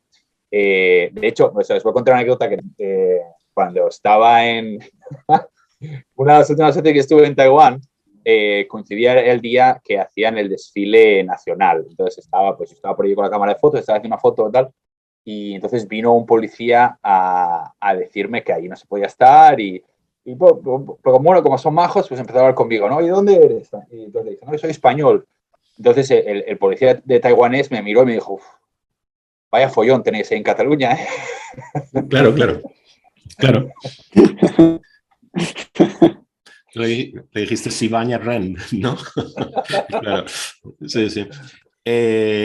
La verdad es que lo de Cataluña ha sido muy útil, yo creo que más allá de la injerencia o no de la participación tal, pero ha sido útil para Rusia en algunos momentos y en algunos niveles como munición para el whataboutism, ¿no? Que se llama. Cuando dices que esto, pues te salen con lo de Cataluña y ya empiezas a perder el tiempo explicando lo de Cataluña, con lo cual ya, pues... Una cosa que habéis mencionado de pasar también me parece súper importante, ¿no? Que es la cuestión de, creo que Xavier habías dicho tú antes algo como que pese al limitado margen de libertad que uno tiene, muchos rusos no usan toda esa libertad extra que podrían tener en su vida diaria, ¿no? Y esto es una cuestión que también me interesaba mucho y creo que se pueden hacer buenas comparaciones entre un país y otro, una sociedad y otra, ¿no? Por ejemplo, mis amigos chinos no hablan de política jamás. Raro es la persona que te habla abiertamente, crítica, etcétera, sobre el gobierno chino, por ejemplo, sobre cuestiones políticas, etcétera. Estoy hablando fuera del país, ¿eh? No tanto en las comunicaciones con amigos que están viviendo en China, ¿no? La mayoría, pues, sí, estando fuera del país estás, claro, ya no tienes ¿cómo se llama? El Great Firewall, ¿no? No sé cómo traducir esto, ¿no? El caso de China, que es es un juego de palabras, ¿no? Con la Gran Muralla. Yo alguna vez he escrito la Gran Muralla Digital. Sí, exacto, vale. Que es, digamos, el gran filtro del gobierno para que no puedas acceder a ciertas informaciones. Bien, estando fuera de China, me di cuenta de que muchos de mis amigos tampoco hacían mucho uso de esa libertad que tenían, ¿no? O sea, que se preocupaban, sí, del consumo, de esto y del otro, pero tampoco es que dijeras, vives en un sitio casi orwelliano en ese sentido, de que no tienes información y sales fuera, tienes libertad absoluta y vas a utilizarla, pero beberte a borbotones esa libertad, pues no ocurre, ¿no? Entonces es muy, me parece un comportamiento muy curioso, ¿no? En el caso de Rusia, no tengo, sí tengo muchos conocidos. Es un poco al revés, ¿no? Quiero decir, raro es encontrarte un ruso que no opine de todo, ¿no? De política, etcétera, ¿no? Pero cuando yo estaba en Rusia, con mis conocidos ahí, mis amigos, a mí me da la impresión de que había algo común a todos ellos, ¿no? La mayoría era gente que tenía o había vivido fuera y había vuelto, o en fin, tenía contactos con digamos, fuera de Rusia. Y todos tenían una especie de cinismo, una especie de pesimismo, si quieres, que coexistía con un vitalismo también muy fuerte, ¿no? Pero cinismo, ¿no? Yo les decía con un poco de coña que parecía que allí hubiera caído un manto como de Dostoyevsky, ¿no? De novela. Porque todo el mundo tenía ese derrotismo, ¿no? De sí, sabemos lo que hay. Hablaban del zar Putin, esto hace mucho tiempo, cuando todavía Putin no llevaba 20 años en el poder, ¿no? Si quieres. Entonces, parece que era como muy común, ¿no? Entonces, por un lado, no sé qué comparaciones podéis establecer ahí, ¿vale? Respecto de estas actitudes distintas, ¿no? Pero muy curiosas, respecto a cómo funcionar como ciudadanos o funcionar en política, si quieres, etcétera, ¿no? Lo segundo es la cuestión del individualismo, que es algo que en Occidente damos por sentado, ¿no? Podemos ser un poquito más colectivistas, pero en general somos muy individualistas comparados con otros lugares del planeta, ¿no? ¿Cuánto de individualismo hay en China y en Rusia, ¿no? La pregunta es un poco distinta para cada lugar. Y la última, y si queréis os la repetiré, pero estoy mezclando aquí todo, ¿hasta qué punto este nacionalismo, que yo creo que se percibe en ambos sitios, ¿vale? Como un poco, si quieres, argamasa de la acción política, ¿vale? ¿Hasta qué punto no ha sustituido a un colectivismo anterior, que era el comunismo, en ambos lugares, ¿no? O sea que nos quitamos el comunismo, pero oficialmente no en China, pero bueno, sí en la organización, digamos, de la economía, y lo sustituimos por otra cosa, porque hay que sustituirlo por algo, ¿no? Parece ser. Y esto que tenemos a mano es el nacionalismo, ¿no? O sea, hemos cambiado una cosa por otra, ¿vale? Son varias preguntas, ahí os las dejo también. En el caso de Rusia, yo sí que decía al principio que es verdad que muchos rusos muchísimos, no utilizan la libertad ni siquiera hasta los límites que les marca el gobierno. Y ahí está el kit de la cuestión, ¿no? El por qué. Es muy difícil explicarlo así en una respuesta corta, porque yo creo que hay muchos componentes. Una cosa que hay que poner en primer lugar es que, en efecto, durante el mandato de Putin, que es un mandato que ya abarca una generación, o sea, estamos hablando ya de 21 años, ha habido una mejora en las condiciones de vida de muchísimos rusos, sobre todo en lo que es grandes ciudades. Y ahora hay muchísimos rusos que pueden ahorrar, que pueden viajar fuera, porque también pues han llegado los vuelos baratos, etcétera, que están teniendo acceso a un montón de cosas de Occidente, desde pues el interés por la comida sana, las playas que no tienen en casa, que no tienen en su país, etcétera, etcétera. Así que es verdad que yo estoy rodeado por colegas, conocidos, amigos rusos, y muchos de ellos viajan más que yo. No sé, probablemente no se debe a que tengan mucho más dinero que yo, sino que en su escala de prioridades, el irse, salir del país a sitios más cálidos y ver, descubrir, probar, pues está más arriba que en la mía, ¿no? Y todo eso hace que los rusos en algunos ámbitos estén conformes con su vida, y no hay que tener miedo a decirlo. Creo que la vida de los rusos respecto a los 90 ha mejorado en muchísimos ámbitos, ¿no? Es verdad que estamos generalizando y que el país tiene un problema de pobreza muy invisible, desgraciadamente, para los propios rusos también. Y también que es verdad que ese desarrollo está artificialmente limitado por determinados problemas que crea el propio Estado. Pero desde la perspectiva de un ruso, no es sorprendente que haya mucha gente que se conforme con la situación. Ese conformismo del que decías, ¿no? O cinismo algunas veces. De, bueno, más o menos así estamos bien, ¿no? Perdona, Xavier, ¿te puedo interrumpir con una cosa? Es solo sí. una anécdota pequeña. Recuerdo estar en San Petersburgo hace unos años y caminar por Nevsky Prospect, ¿no? Que es una avenida maravillosa, una especie de campos elíseos, unos hoteles de lujo, es precioso, ¿no? Es muy bonito. Y claro, lleno de turistas, ¿no? Es decir, el que se queda en digamos, los primeros tramos de la avenida ve como un país de fantasía, si quieres. Bueno, San Petersburgo me parece una ciudad muy bonita y tal, ¿no? Pero si tú caminas esa avenida que es tan larga, etcétera, hasta el final, tú te lo sabes mejor que yo. Creo que hay un cementerio al final, recuerdo, no me acuerdo muy bien la zona. Y si tú caminas por esa zona donde hay gente muy, muy, muy conocida, enterrada allí, etcétera, ¿no? Si tú caminas por ese barrio, al final, que es donde ya no hay hoteles de lujo ni nada, y no están las tiendas de Chanel y las tiendas caras, etcétera, sino que es otro rollo, ¿vale? Y te metes por las callejuelas, o sea, todo ese lujo, pero un lujo que no he visto en ningún sitio, coexiste con barrios donde vive clase media, con ventanas rotas, con una pobreza, pero que se ve, lo que tú estabas diciendo ahora, ¿no? Que eso no lo ven los turistas, ¿no? Simplemente quería dejarlo ahí, que me chocó muchísimo, ¿no? Esto. Sí.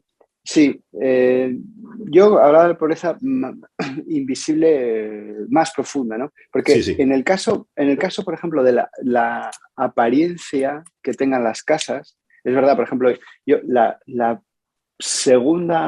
tercera vez que fui a estudiar ruso en verano a San Petersburgo, porque estuve varios veranos, y estuve algunos que iba a una residencia de estudiantes y otros que iba a una familia. Y me acuerdo que la tercera vez que fui a una familia y tenías que encontrar la casa tú por tu cuenta, ¿no? Y recuerdo que me impactó cuando estaba buscando el bloque, por aquel entonces no tenía uno Google Maps en el móvil, y cuando estaba buscando el bloque, al final lo encontré con el número, estaba escrito con spray en la pared, ¿no? Y en aquel momento eso me impresionó. Dije, ostras, tienen puesto el número de, o sea, calle Lusinovskaya 14 y 14 estaba escrito con spray. Y eso ahora no me causa ninguna impresión, porque es normal aquí. Aquí es normal que te puedes encontrar, llegas desde fuera, con mi mentalidad anterior, sería, bueno, esto es un sitio donde igual me roban un riñón, ¿no? Y sin embargo, no. Sin embargo, por dentro las casas están bastante mejor de lo que imaginas, de lo que a lo mejor imaginaste tú en ese momento, aunque seguramente eran casas también muy humildes, ¿no? Pero aún así, y eso sigue ocurriendo ahora. Es decir, gente que tiene bastante dinero, que tiene un cochazo, y sin embargo, las casas que tenemos en España, las viviendas de protección oficial que hay en España, son casas que por fuera tienen mejor pinta que muchas casas de gente que tenemos la suerte de vivir en el centro de Moscú pagando un alquiler alto. Si vieseis la casa desde la que os estoy hablando, por dentro tampoco es muy bonita, es una casa vieja, pero por fuera, incluso a vosotros probablemente no, pero a alguna gente en España le asustaría un poco decir, no, pues no es un... Digo, pues es una casa del centro y es verdad pues que es una casa pues, de cuando la Unión Soviética y tiene ese aspecto sombrío y a veces destartalado, ¿no? Pero bueno, por decir muy rápidamente lo que quería contar, con Putin y probablemente con otro presidente ruso pasaría lo mismo, pero estamos hablando de él, existe esa mentalidad entre los rusos de verlo como un zar.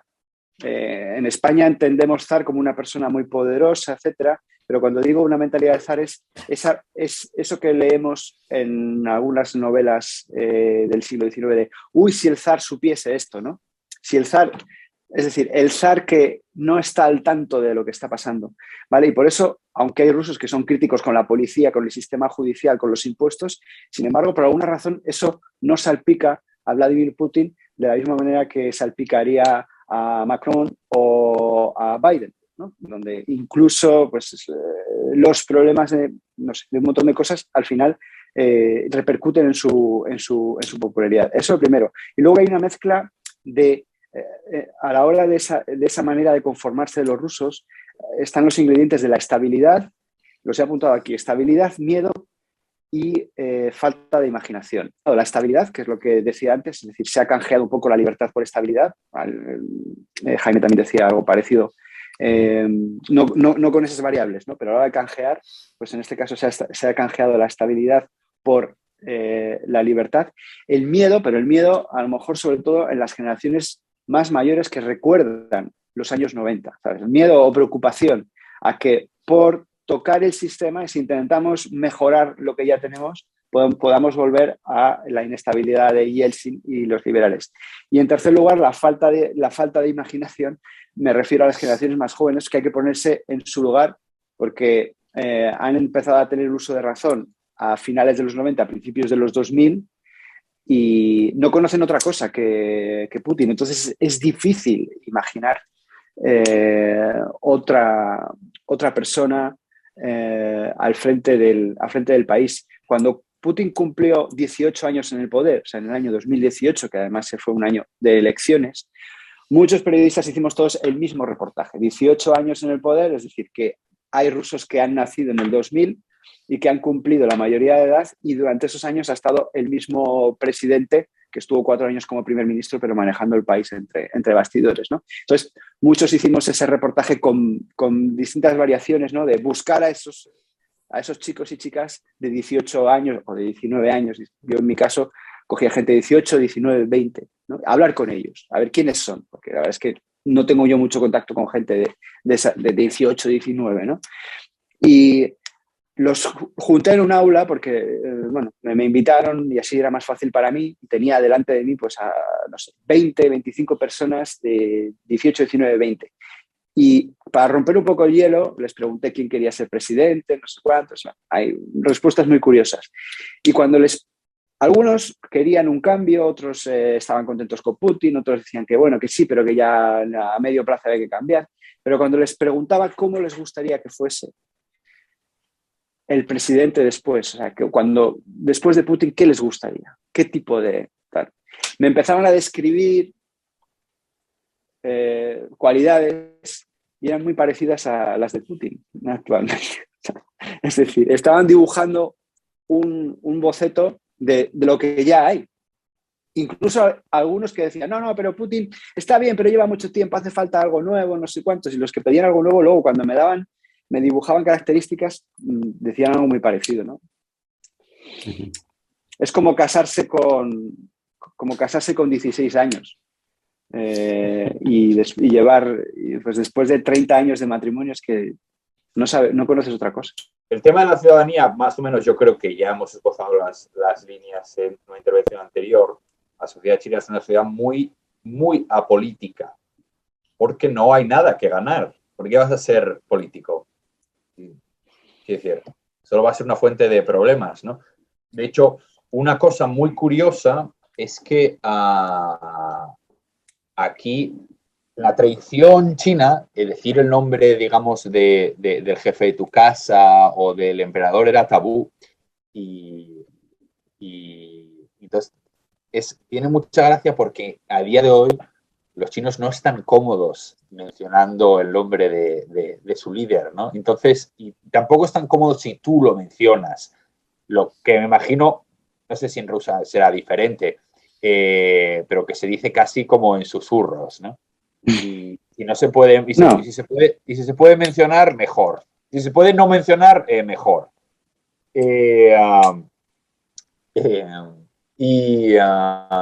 Y entonces, luego sobre el tema de...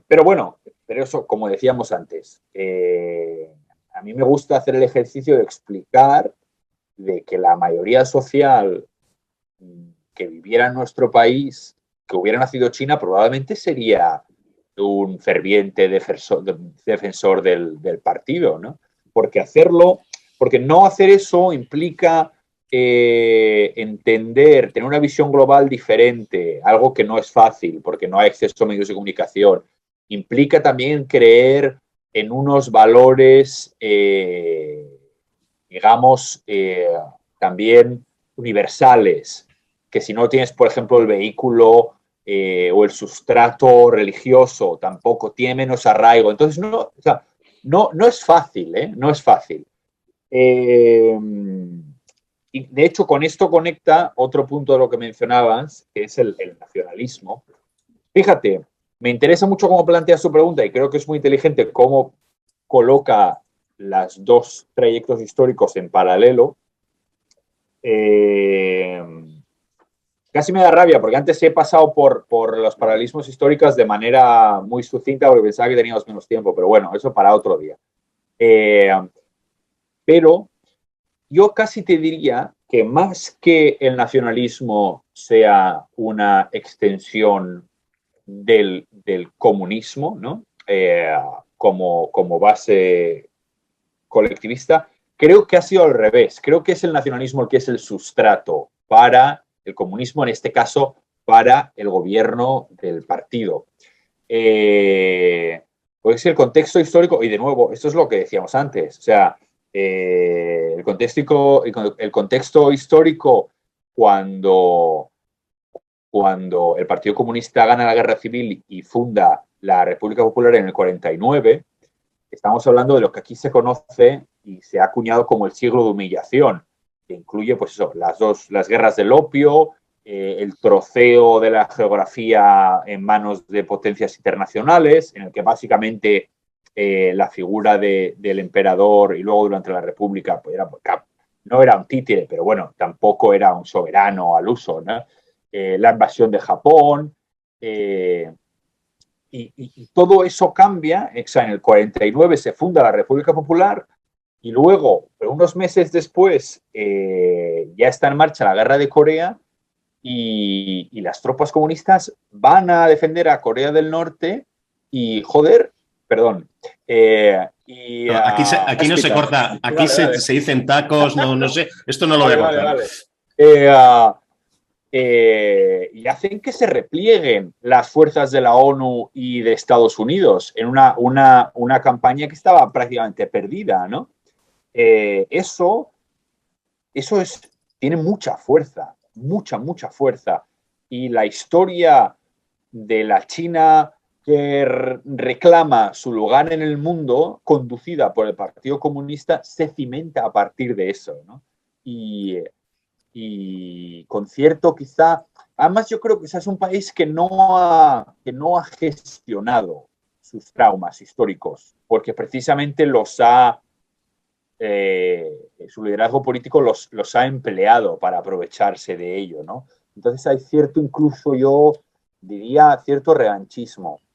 Esto ha cambiado mucho porque el país ha cambiado mucho, pero cuando yo llegué hace casi 8 años por primera vez, no había día en que los medios oficiales no abrieran con una noticia sobre Japón. Japón, la humillación no sé qué, las disculpas, etcétera. Y eso es algo que, bueno, ahora ha virado completamente y ahora los medios oficiales hablan de Estados Unidos de manera constante, pues porque hacia dónde apunta el país también es diferente, ¿no? Y eso es muy significativo. Entonces, el nacionalismo es una fuerza fundamental. Luego, sobre el tema del individualismo y el colectivismo, esto a mí me parece muy interesante. Pero bueno, aquí yo no soy, digamos, sociólogo, yo hablo a partir de mi observación más o menos informada, mi sustrato intelectual y cómo eso encaja en la ordimbre de mi etapa aquí como observador. O sea, yo creo que China es... Entonces, bueno, digamos, no voy a retratar así que colectiva en 2 brochazos, pero bueno, pero un poco pues, parecido, ¿no? Es decir, tampoco aspiramos a más. La sociedad china es muy colectivista, muy colectivista. Es un lugar donde no hay espacio para el individuo. Yo creo que eso tiene que ver con la tradición intelectual y tiene que ver también pues con esa flor tan peculiar que es la democracia, que en algunos sitios florece y en otros no. Esto es una idea muy petersoniana, pero yo creo que sin cristianismo, sin tradición judío-cristiana, no hay democracia y probablemente tampoco hay individuo. Y entonces yo, o sea, yo suelo poner como ejemplo el tráfico, por ejemplo. Yo cuando era crío iba en el coche con mis padres, mi padre, a mí siempre me impactaba o me llamaba la atención cuando llegaba a un cruce que no estaba regulado y mi padre siempre dejaba pasar a la otra persona. Y yo como crío no lo entendía, ¿no? Digo, oye, pero si tú quieres pasar también. Esa cortesía es colocar de manera simbólica al otro por encima de ti, ¿no? ¿Qué pasa? Que si tú haces eso en China, en un cruce, tú nunca pasas, porque lo que hay es la masa. Entonces, el individualismo existe como defensa ante la masa, ¿no? Lo cual es lógico en un país tan poblado. Entonces, o sea, tú tienes que defenderte ante la masa, porque si no, te pasa por encima, ¿no? Y yo creo que eso crea un juego viciado en el que hay menos espacio, por ejemplo, a la solidaridad, porque crea necesariamente una sociedad un poco más egoísta. El otro, además, yo creo que el otro individualizado solo existe como proveedor de servicios, prácticamente. Y no tiene una entidad ideológica, digamos, ¿no? Y luego yo creo que eso también tiene que ver con el hecho de que estamos en un país en el que la arquitectura política no está sustentada sobre el común acuerdo de sus ciudadanos expresado de manera electoral, sino sobre el principio de la fuerza, básicamente. Entonces yo creo que eso es aunque no sea de manera implícita, eso tuerce de algún modo la estructura social, y eso afecta. Y también el hecho, pues, lo convulsa que ha sido la historia reciente aquí, ¿no? Cómo pues la tradición ha sido prácticamente rechazada en episodios muy traumáticos que para la historia oficial no existen. Entonces yo creo que todo eso configura una perspectiva muy muy particular. Cuando yo vivía hace bastante tiempo en Vancouver, en Canadá, en el Pacífico, que es una ciudad muy asiática, donde es destino número uno de muchos estudiantes chinos,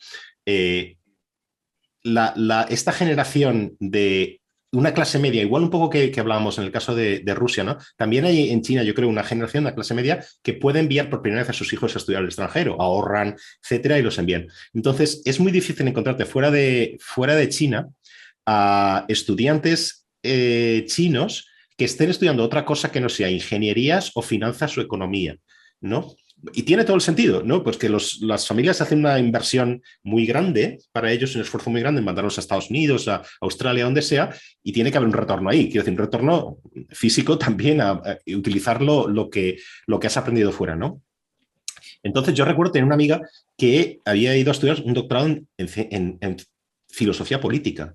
Claro, esto es increíble, ¿no? No hay esto en China, ¿no? De gente que vaya a estudiar esto fuera. Y ahora ha vuelto, ella estudia en Tsinghua, que es una universidad muy buena. Vale, y ahora está trabajando en Renmin, que también es otra universidad bastante buena. Bien, y ella me decía, no, si aquí explicamos toda la cuestión de la democracia liberal, etcétera, pero lo explicamos como una cosa, si todo esto lo sabemos, pero la cuestión es que lo explicamos como una cosa que no tiene que ver con China, que es una cosa ajena. O sea, en Europa, en Estados Unidos tal, se vive así, estas son las instituciones políticas, pero como algo que no tiene que ver con nosotros, ¿no? Algo así. Y luego otra muy rápida. Recuerdo estar cenando en un grupo en Toronto, donde vivía hasta hace poco, y había una chica que venía de China también. Ella era la primera vez que salía del país, y recuerdo que ya tarde volvíamos a casa por la noche y tal, y lo que haces en cualquier lado de noche cuando no hay tráfico, ¿no? Pues cruzas en rojo porque no quieres esperar en una calle, ¿no? Esta chica se quedaba parada delante del semáforo y hasta que no se ponía en verde no se movía.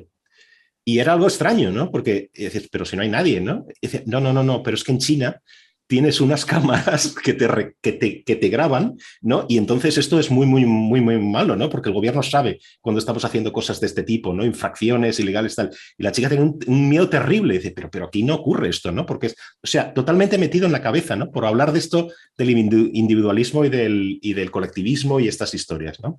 Pero bueno, os hago si queréis la última pregunta y si queréis, como tenemos muy poquito tiempo, si podéis contestarla sucintamente, aunque es una pregunta que también tela, ¿no?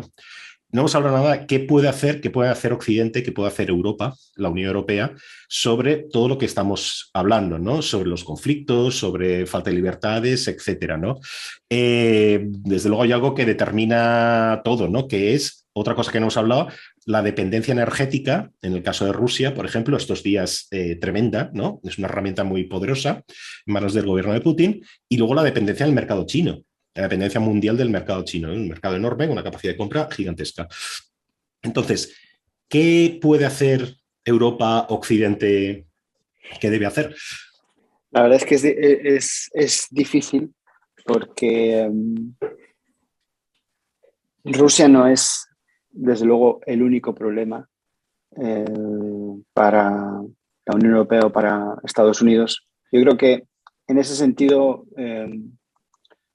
Jaime está en el futuro y yo estoy en el pasado. Es decir, Rusia todavía es importante y China lo es y lo va a ser más. Rusia, digamos, tiene una relación con Estados Unidos más de enemistad y tal vez China más de rivalidad. Rusia, por ejemplo, económicamente no compite con Estados Unidos y de hecho entre los dos, entre Estados Unidos y Rusia, no hay tanto intercambio comercial. Por eso Estados Unidos se ha sentido bastante cómodo con las sanciones, ¿no? Cosa que no se da con la Unión Europea. Entonces nosotros tenemos más intercambio con ellos, ¿no? El asunto de las sanciones, que es como ahora lo estamos solucionando todo, es peliagudo porque son fáciles de poner y difíciles de quitar. Y yo tengo 44, no sé si veré el final de las sanciones. Con lo cual, eso me hace preguntarme si sirven para algo, porque si las sanciones no se van a quitar, significa que nunca se va a conseguir lo que se pretendía con las sanciones.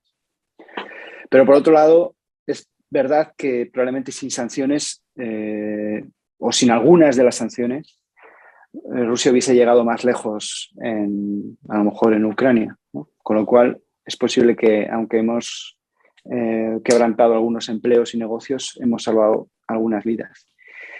Por decirlo de una manera muy breve, creo que la oposición, la disidencia, la gente que se está jugando la vida o la libertad o el cocido o las tres cosas por intentar cambiar las cosas, tienen que recibir un apoyo continuo y sólido de la Unión Europea. No hablo en este caso de Estados Unidos, pero sí de la Unión Europea. Es verdad que ese apoyo a veces es un regalo envenenado porque precisamente es lo que ahora se está persiguiendo o se está utilizando como excusa para perseguir, ¿no? Pero si tuviese que poner algo encima de la mesa, pondría eso, porque la situación puede empeorar, pero también puede mejorar. Las cosas pueden cambiar, pero van a cambiar. Es necesario que las haga cambiar la gente desde dentro. Y probablemente eso no va a pasar tan rápido como nos gustaría, ¿no? Pero igual que en la transición española, fue algo hecho por los hijos y nietos del franquismo, pues la apertura total en Rusia, que yo creo que es posible porque los mimbres están, tiene que ser hecha por los hijos y los nietos del putinismo, ¿no? Está claro que sus generales o sus hermanos no lo van a hacer, pero los cambios tienen que venir desde dentro, y para eso es importante el apoyo que se pueda prestar desde fuera. Hablo del premio Sájarov o del Nobel para Novaya Gazeta, por ejemplo, o hablo de respaldar a los disidentes que huyen, o ofrecer apoyo y no olvidar a la gente que está luchando, en el caso de ruso, pues dentro de las fronteras de Rusia. Yo pujaría por eso, por encima de otras cosas como las sanciones o el rearme militar, etcétera, etcétera, que bueno, eso ya se desarrolla solo, ¿no?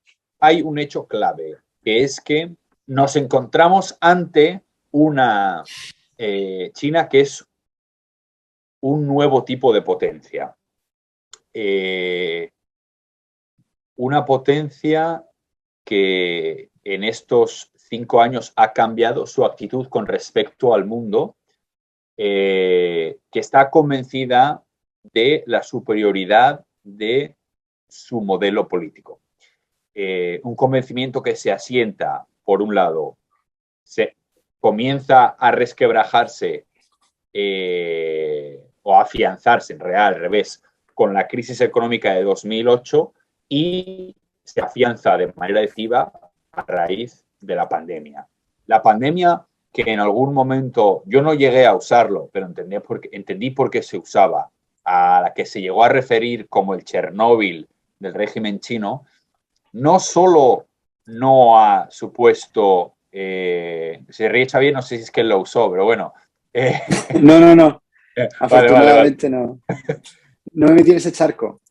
Pero sí que una vez escribí que podía ser un Chernóbil para el gobierno ruso. Sí. Lo cual después se demostró ser falso y después se demostró ser verdadero ahora mismo. Porque... Así que uno nunca sabe cuándo acierta. No he empleado, pero que entiendo la lógica intelectual, sobre todo eso, cuando estamos hablando en enero de 2020. Ahora bien, lo que ha sucedido es que no solo no ha desestabilizado al país, sino que ha colocado al partido en una posición de superioridad, ha fortalecido al partido, básicamente. Y de hecho, cuando aquí China habla de valores universales, de entender los derechos humanos desde una óptica distinta, dice, no, es que, mire, nosotros llevamos con nuestras fronteras cerradas año y medio y hemos salvado X vidas, ¿no? Hay un argumento fuerte ahí. Y a eso se suma un liderazgo excepcional, que es el de Xi Jinping, que, digamos, ya ha sido entronizado como gran líder histórico y que está convencido de que su misión es eso, realizar la superioridad china. En paralelo a esta tendencia, sucede que la óptica o la hipótesis desde la que se había conducido la relación de Occidente con China se ha probado como equivocada y, digamos, ya es un consenso político que ha fracasado. La idea del engagement, la idea de involucrémoslos en nuestra institucionalidad global, en nuestro sistema económico y, bueno, el relato liberal, ¿no?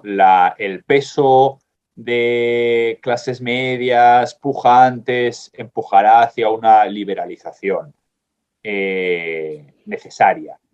Ese momento estuvo muy, muy, muy cerca de suceder en Tiananmen. Muy, muy cerca es un 3-2 en las votaciones del Politburo Standing Committee, pero ese momento pasó. Y la tendencia también. China no está en una transición hacia una liberalización política, sino al revés.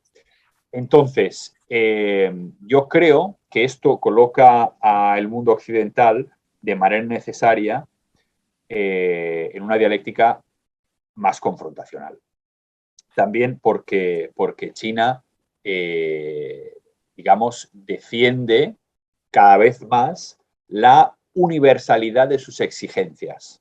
Un ejemplo muy breve y muy sintomático para mí de esto es el tweet que pone el general manager de los Houston Rockets apoyando las protestas de Hong Kong y que provoca un boicot a la NBA. Eso, y bueno, la reacción a eso, sobre todo, que no es de defender, oye, no, nosotros, esto es un ciudadano americano expresando sus opiniones en suelo americano, en una plataforma americana. La reacción a eso no es eso, sino es aceptar ese requisito. Eso en la práctica supone la exportación, la internacionalización de la falta de libertad de expresión y las exigencias de acuerdo a las cuales eso se gestiona en China. Eso es un ejemplo paradigmático y consecuencia también de los lazos económicos que forman esa arquitectura de la política que se ha construido en esas décadas, que la realidad es que no ha traído su efecto. En ese contexto, Europa tiene que encontrar, y la Unión Europea tiene que encontrar su espacio estratégico. ¿Qué sucede? Que, de nuevo, por su naturaleza, no es fácil. Y eso es algo que China gestiona muy bien. China sabe aprovechar la heterogeneidad de la Unión Europea y jugar tanto a nivel, relacionarse tanto con la Unión Europea y sus órganos como uno, y al mismo tiempo con cada uno de sus Estados miembros y sobre todo con aquellos que son más próximos, digamos, a sus atractivos, ¿no? En particular, sobre todo el este, los países del este, y ahora menos, pero también el sur de Europa. No es fácil, no es fácil. Yo creo que, y no hay certezas, ¿no? Porque el auge chino es una realidad, y al mismo tiempo porque es que su contrato social funciona. Y funciona además en un contexto en el que nosotros vemos que sociedades, países europeos con su estado de bienestar no está en un proceso sólido de reverdecer, sino que es cada vez más y más y más decadente. Y eso es una realidad, es decir, además una realidad generalizada, una realidad demográfica, es una realidad política, es una realidad social. Entonces, contra eso es muy complicado dialogar. Yo me temo que nos encaminamos hacia, pues quizá un lustro o una década de más confrontación, más polarización, más calado social de lo que el avance chino supone a nivel global, nuevas tecnologías, que eso es una batalla que ya ha empezado. Y no tengo un mensaje muy optimista al respecto, la verdad, sobre todo porque además hay cuestiones, esto quizás se equilibra por el hecho de que hay cuestiones globales que requieren de la participación necesaria de China. La más obvia es el cambio climático. De hecho, en el COP la semana pasada ya hubo un comunicado conjunto que fue una sorpresa. Las intervenciones de Xi Jinping y Biden también mencionaban esta cuestión de manera latente, explícita, y eso quizás sea un flotador que permita mantener en cierto modo el coche dentro de la carretera.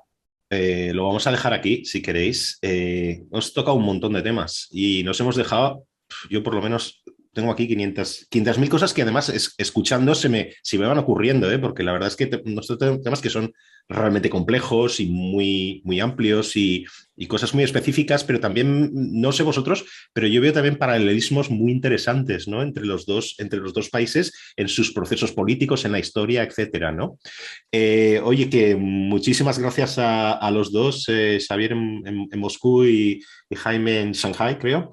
Y un fuerte abrazo a los dos. Ha sido un gran placer. También he disfrutado mucho de este ejercicio especular. Así que un abrazo hacia ambos lados. Muy bien. Sí, lo mismo digo. Muy bien. Encantado de hablar con vosotros. Muy bien, pues gracias a los dos.